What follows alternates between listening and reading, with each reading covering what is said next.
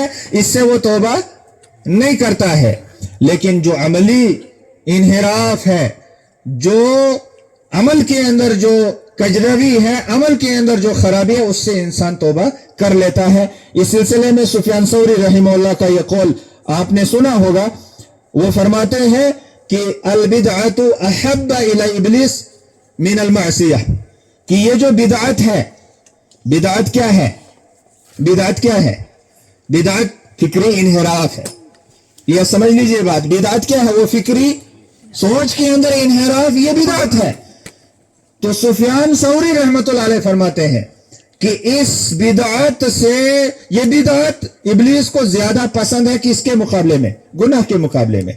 क्योंकि बिदअत से इंसान तौबा नहीं करता है और गुनाह से इंसान तौबा करता है। क्योंकि गुनाह हो जाता है तो फिर भी उसके दिल में खटका रहता है कि मुझसे गलती हो गई, गुनाह हो गया, मुझे चाहिए कि तौबा कर लूं। या कोई उसको समझाता है तो वो मान जाता है, नहीं नहीं ठीक है, मुझे आज बात समझ में आ गई, मैं तौबा कर लूंगा, तो वो तौबा करता है। लेकिन बिदअती को लाख समझाओ तो फिर भी वो कहेगा नहीं मैं ठीक हूं, मेरे पास ये दलील है, मेरे पास ये चीज है, मैं इसकी बुनियाद पर ये करता हूं, वो तौबा के लिए तैयार नहीं होगा।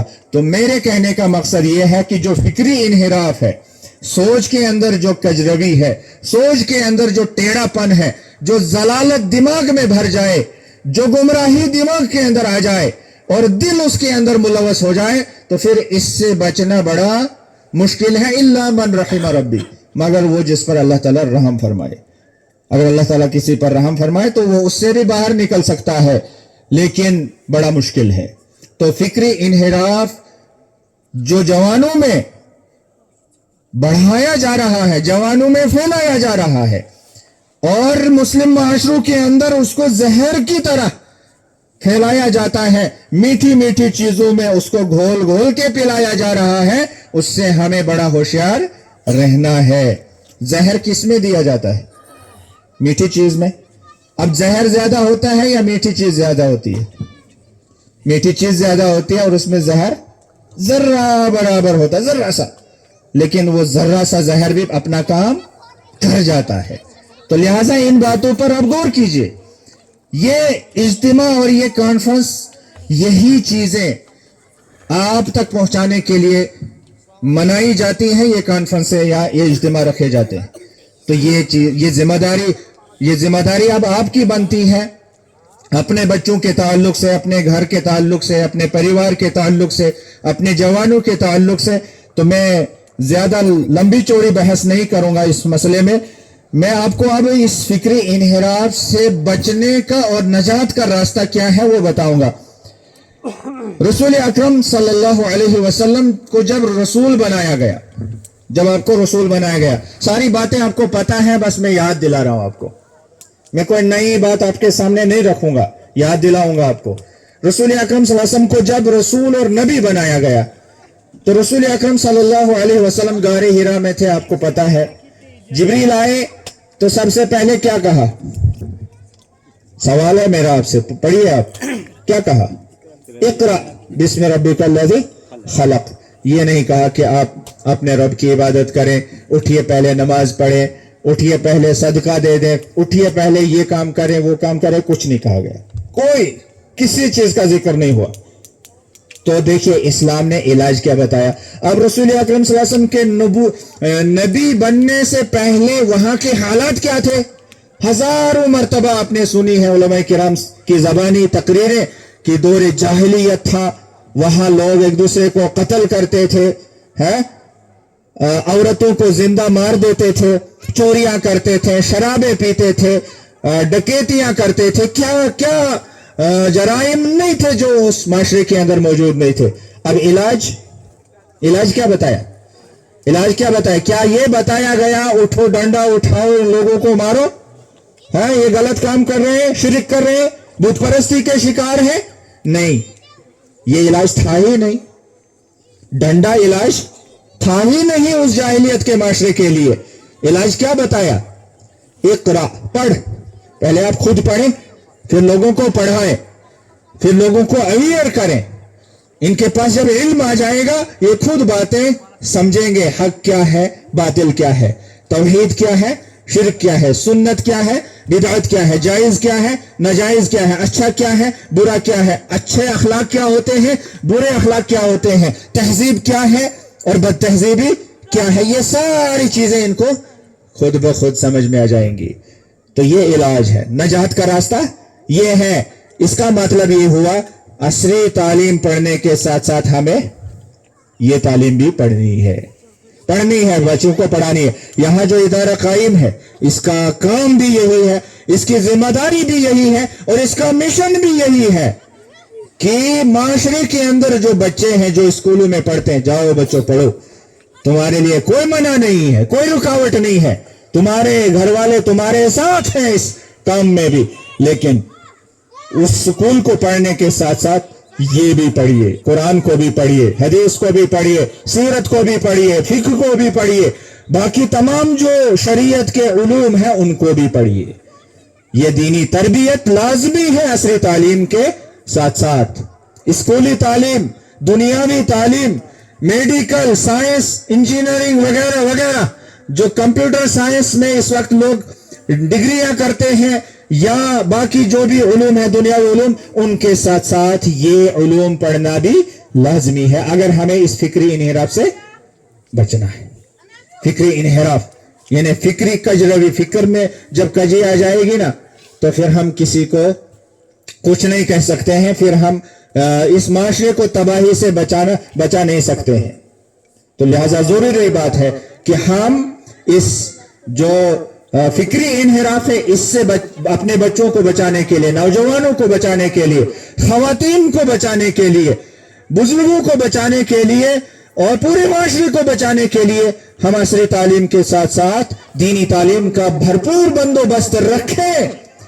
अच्छा, यह अजीब बात है, अजीब बात यह है कि हम दुनियावी तालीम के लिए जितना हमसे हो सके हम कर लेते हैं। अगर लाखों रुपए भी खर्च करने पड़ जाए तो हम दरीग नहीं करते, हम लाखों रुपए खर्च करते हैं, घर बेच देते हैं, जमीन बेच देते हैं, जो हमारे पास सरमाया जमा पूंजी होती है सारा खर्च कर देते हैं। लेकिन बच्चे को डॉक्टर बनाना है तो बना के छोड़ते हैं, इंजीनियर बनाना है तो बनाते हैं, या कोई और चीज हम उसको बनाना चाहते हैं दुनियावी शोबे के अंदर तो हम ये काम बराबर करते हैं। IPS IAS या जो भी और इससे बड़े बड़े ओहदे हैं वो भी हम बना देते हैं। लेकिन ये जब हमारे जो उस्ताद, हमारे जो मुअल्लिम, हमारे जो इदारे के अंदर जो पढ़ाने वाला टीचर होता है, जो दीन पढ़ाता है, कुरान पढ़ाता है, हदीस पढ़ाता है, फिक्र पढ़ाता है और सीरत पढ़ाता है, उसके लिए हम 100 रुपए 200 रुपए खर्च करने के लिए तैयार नहीं है। ये ऐसे ही लगता है जैसे कि हमारे गले पे छुरी चला दी गई, 100 रुपया मांग रहे हैं यार फीस। ये बहुत बड़ा लम्हा फिक्रिया है ना हमारे लिए। ये क्यों? फिक्री इन्हिराफ समझ में आया आपको? फिक्री इन्हिराफ समझ में आया आपको? क्या कहां पर फिक्री इन्हिराफ है? वहां तो कोई लिमिट ही नहीं है खर्च करने का। जने वो मुंह से निकाले ट्यूशन देने वाला, वो निकाले तो हम तैयार हैं, साइन देने के लिए भी तैयार हैं, ठीक है जनाब। लेकिन यहां पर 100 रुपए में भी हम कम कराने की कोशिश करते हैं। और वो भी मैंने देखा है, क्योंकि हम इसी शोबे से जुड़े हुए हैं, हमने देखा है 4-4 महीने 6-6 महीने साल भर की जो तनख्वाहें हैं हमारी इन उलमा, हमारे इन जो टीचर्स जो हैं हमारे इस्लामी स्कूलों में, वो इसके बगैर रहते हैं। ये तो हमारे माशरे के लिए बड़े अफसोस की बात है। और यही फिक्री इन्हिराफ है। यहां इस फिक्री इन्हिराफ को हमें दूर करने की जरूरत है। एक और हल बताता हूं। तो रसूल अकरम सल्लल्लाहु अलैहि वसल्लम ने तालीम के जरिए से ही, पुरानी तालीम और अपनी सीरत और अपनी सुन्नत की तालीम के जरिए से ही उस खतरनाक माशरे को बचाया और उसको राह हिदायत पर लाया। उस पर इल्म की रोशनी जो है अल्लाह रब्बुल आलमीन ने की और वो माशरा जो है बचा। और वो माशरा फिर ऐसा माशरा बना कि वो दुनिया वालों के लिए मिसाल बना। दुनिया वालों के लिए वो माशरा, वो सोसाइटी, सहाबा किराम की सोसाइटी, वो दुनिया वालों के लिए मिसाल बन गई। उनको अल्लाह ताला ने हमारे लिए मिसाल बनाया। एक और बात मैं आपसे कहूंगा, बात खत्म करूंगा, वो ये कि اللہ تعالیٰ نے آدم علیہ السلام کو جب پیدا کیا، آدم علیہ السلام کو جب اللہ تعالیٰ نے پیدا کیا اور ان میں روح ڈالی، اس کے بعد آدم علیہ السلام کو اللہ تعالیٰ نے کھانا کھلایا۔ آدم علیہ السلام جب روح ڈالی گئی تو اللہ تعالیٰ نے آدم علیہ السلام کو سب سے پہلے کھانا کھلایا۔ بات صحیح ہے یا غلط؟ پہلے کھانا کھلایا کہ پہلے کچھ اور کیا؟ جواب نہیں آ رہا مجھے۔ اللہ تعالیٰ نے پھر آدم علیہ السلام کو پیدا کرنے کے بعد سب سے پہلے پانی پلایا یا کھانا کھلایا یا کپڑے پہنائے یا گھر بنا کر دیا یا کچھ اور نہیں۔ قرآن پڑھنے والے جانتے ہیں، طلبہ علماء آپ لوگ بھی جانتے ہیں، آپ بھی جانتے ہیں، آپ نے بولا نہیں لیکن آپ جانتے ہیں، آدم علیہ السلام کو اللہ تعالیٰ نے پہلے علم سکھایا۔ وَعَلَّمَ آدَمَ الْأَسْمَاءَ كُلَّهَا، اللہ تعالیٰ نے آدم علیہ السلام کو ساری چیزوں کے نام سکھا دیے۔ تو سب سے پہلی ضرورت ہماری کیا ہے؟ پیدا ہونے کے بعد کھانا پینا، لباس، مکان، زمین وغیرہ نہیں، ہماری پہلی ضرورت ہے علم، پڑھنا، علم حاصل کرنا، مدارس میں جانا، علماء کے سامنے جانا، ان سے علم حاصل کرنا، یہ ہماری پہلی ضرورت ہے۔ پہلی ضرورت کھانا نہیں ہے۔ تو سمجھیے اس چیز کو۔ تو ہماری نجات، ہمارے لیے بچنے کا جو راستہ ہے وہ علمی راستہ ہے، علم کا راستہ ہے۔ قرآن کا علم، نبی محترم صلی اللہ علیہ وسلم کی سیرت کا علم، نبی کریم صلی اللہ علیہ وسلم کی احادیث اور سنتوں کا علم، صحابہ کرام رضوان اللہ علیہم اجمعین کی زندگیوں کو پڑھنا، علماء کرام کی زندگیوں کو پڑھنا، تو یہ ہمارے لیے راہ نجات ہے۔ اس پر آپ غور کریں گے، اس پر آپ سوچیں گے اور اپنے آپ کو بدلنے کی کوشش کریں گے۔ اللہ رب العالمین کہنے سننے سے زیادہ ہمیں عمل کی توفیق عطا فرمائے۔ بڑی ناانصافی کی بات ہوگی کہ میں نے جو حدیث آپ کے سامنے پڑھی، اگر میں اس کی طرف نہ آؤں تو میں آپ کے سامنے وہ حدیث بیان کرتا ہوں۔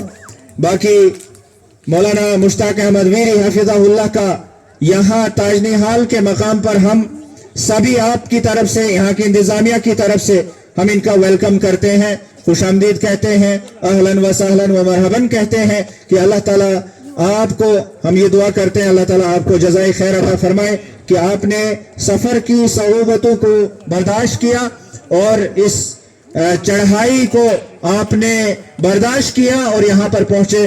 اللہ تعالیٰ کے دین کی سربلندی کے لیے، اللہ تعالیٰ کے دین کو پھیلانے کے لیے اللہ تعالیٰ آپ کا یہاں آنا قبول فرمائے۔ تو حدیث آپ کے سامنے پیش کروں گا، آپ توجہ رکھیں گے۔ محمد عربی صلی اللہ علیہ وسلم کا کلام ہے، ادب کا تقاضا بھی یہی ہے کہ ہم حدیث غور سے سنیں گے، کان لگا کے سنیں گے انشاءاللہ تعالی۔ تو حدیث اس طرح سے ہے جو حدیث پہلے بھی آپ کے سامنے بیان کی گئی، بادروا بالاعمال فتنا، کچھ فتنے برپا ہونے سے پہلے ہی عمل کرنا شروع کر دو، عمل کرنا شروع کر دو، کچھ فتنے اور خطرناک آنے والے ہیں۔ ہائے ابھی تک اتنے بڑے بڑے فتنے آ گئے، ابھی اور آنے والے ہیں، کتنے مشکل حالات ہوں گے۔ بڑا مشکل ہے اپنے آپ کو بچانا، اپنے اہل و عیال کو بچانا۔ تو پھر رسول اکرم صلی اللہ علیہ وسلم نے فرمایا وہ فتنے ایسے ہوں گے جیسے رات آہستہ آہستہ اور زیادہ اندھیری ہو جاتی ہے، پہلے تھوڑی اندھیری، پھر اور زیادہ، پھر اور زیادہ، پھر بہت زیادہ اندھیرا چھا جاتا ہے۔ ایسے ہی فتنے اور زیادہ خطرناک آنے والے ہیں۔ لہٰذا اعمال کے ذریعے سے اپنے آپ کو مضبوط رکھو، تیار رہو ان فتنوں کا مقابلہ کرنے کے لیے۔ تو فرمایا رسول اکرم صلی اللہ علیہ وسلم نے ایسے فتنے کہ آدمی صبح مومن ہوگا، شام تک کیا ہو جائے گا؟ کافر ہو جائے گا، نعوذ باللہ، اللہ تعالیٰ بچائے۔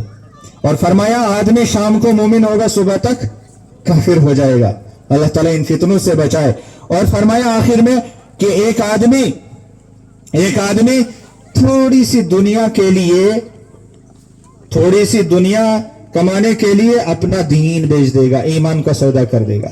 ہاں آج کا دنیا میں یہ بہت ہو رہا ہے، تھوڑا سا کچھ دنیاوی مفاد چاہیے ہوتا ہے، انسان اپنا ایمان، اپنا دین، قرآن، حدیث، سارے دعوے جو ہے نا بیچ دیتا ہے، وہ دنیا کا چھوٹا سا مفاد حاصل کر لیتا. یہ بہت بڑا فتنہ ہے, یہ ہمارے معاشرے کے اندر پھیل رہا ہے. اللہ تعالیٰ ان فتنوں سے ہمیں بچائے. اللہ تعالیٰ اس انحراف سے ہمیں نجات عطا فرمائے, چاہے وہ فکری انحراف ہے, عملی انحراف ہے. اللہ تعالیٰ ان سے ہمیں نجات عطا فرمائے. اللہ تعالیٰ ہمارے جوانوں کی حفاظت فرمائے.